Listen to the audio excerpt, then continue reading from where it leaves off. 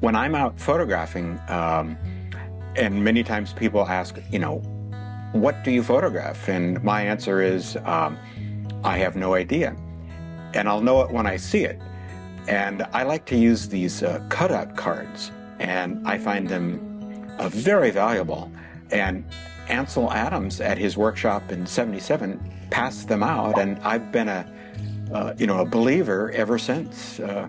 And the size that I like are the jumbo size. So those are 8 by 10 cards with a 4 by 5 inch opening. And they help me narrow down what I'm seeing. And, what's perhaps even more important than what I see is what the card blocks out. Because photography is a kind of an iterative process, and, your vision builds up over time. And so you have to realize that what the viewer is going to see is only what's in that little frame. And in the early days, I thought if I can intellectually, get a good photograph, in other words, one that follows all the rules, it'll probably be good. But again, over time, I've learned that unless I react somehow, like my blood pressure goes up, or I emit that kind of thing, that it's probably going to be a pretty dull picture. So I need to have some emotional content that comes through the photo. That's great. That was really good. There's the lake. Our campground is over on the other side of the lake.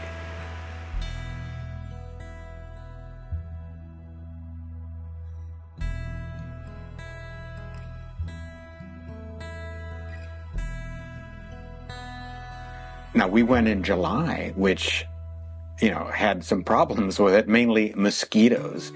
And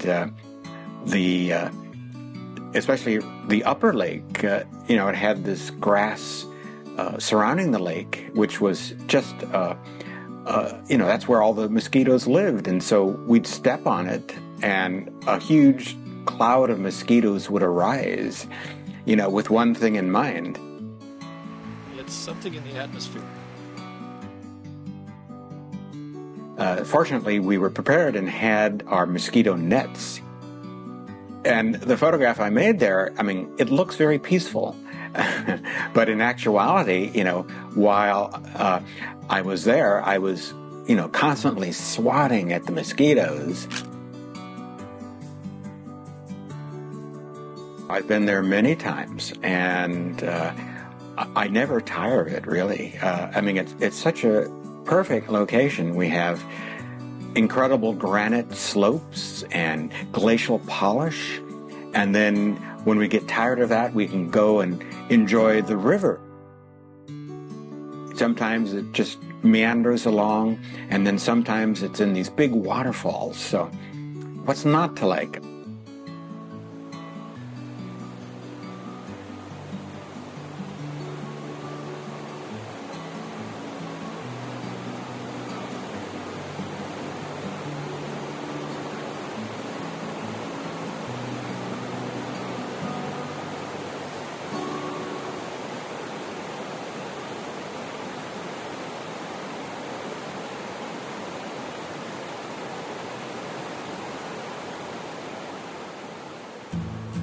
Myself, I'm an early riser, and no matter what I do, I always wake up, fairly early to this day.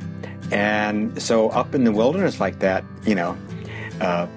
I was amongst the first to wake up, and you could tell who had awakened by if you heard their zipper or not.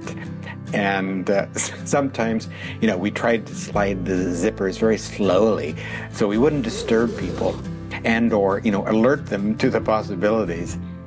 But several amongst the group were early risers, like Scott was always amongst the first. I like that, just trying to look after the others, don't want to wake them up.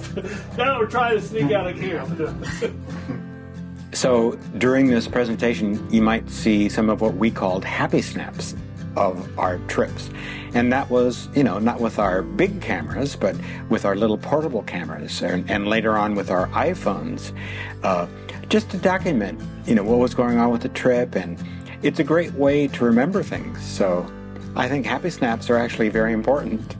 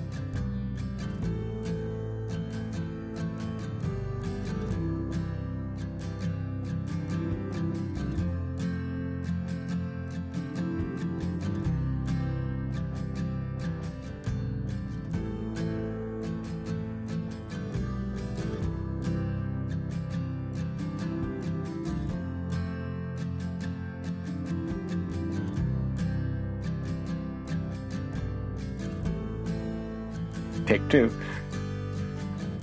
On the 2003 trip, when I finally saw the true falls, I remember going out at the base of it and finding some, as it turns out, some incredible events unfolding. And that was the sun was rising behind the waterfall, and what it did was highlight or backlight these little jets of water that would spurt out. And it was incredible. And at the time I was using film, but I realized that with these water pictures, I often needed to take quite a few. So I had a 220 reducer for my 4x5.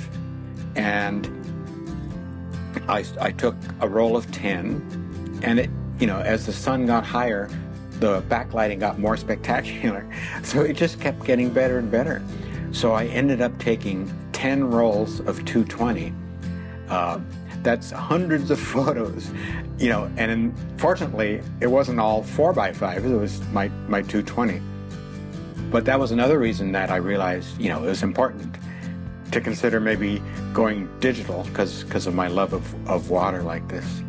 And the effect that I achieved on some of the exposures was with a slightly longer exposure was the backlit water. It looked just like a firework going off. That it does, and I've got great video of you taking those photos. Oh.